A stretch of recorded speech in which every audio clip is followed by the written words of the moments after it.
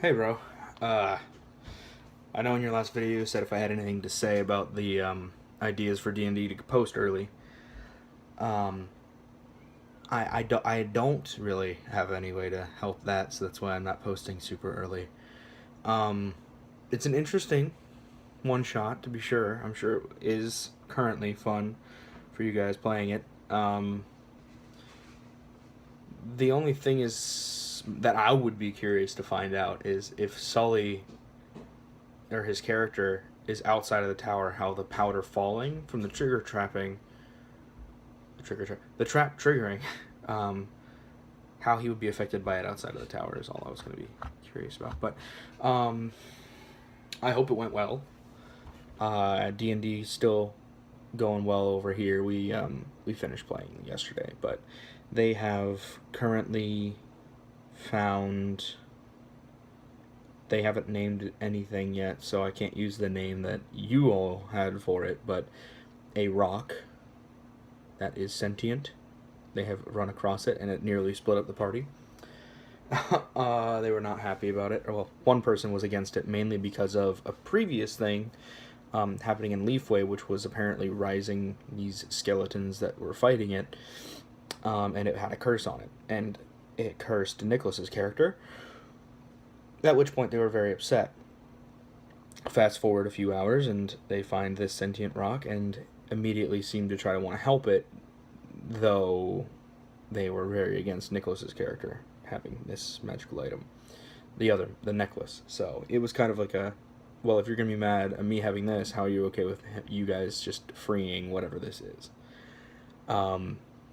So there was a bit of tension there, but it's good, to have tension. And then they were heading down to toward Fillions and Dark Roost again. But they're kind of adventuring. They're like being wandering adventurers for a little while, and they have run across a small village that had a young boy who had a bite mark upon his neck.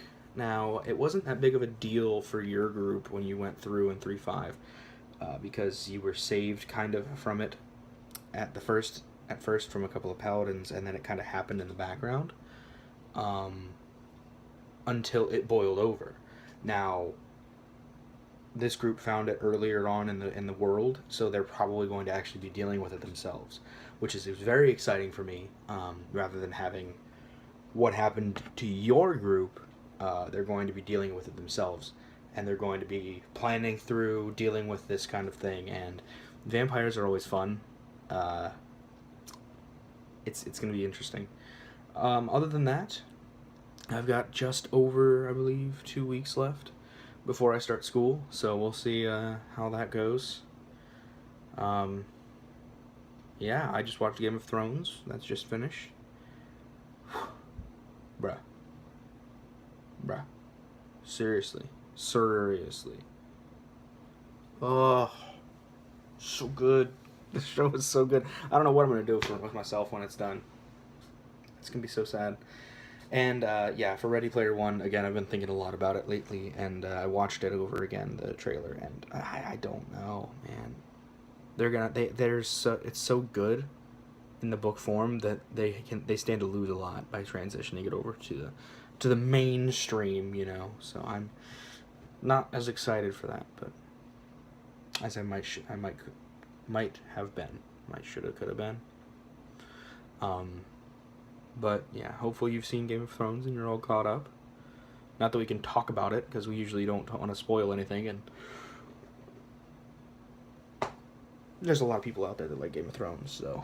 I watch Big Brother with my family as well. I know you don't have cable, so you probably don't, but that's another thing, and that's...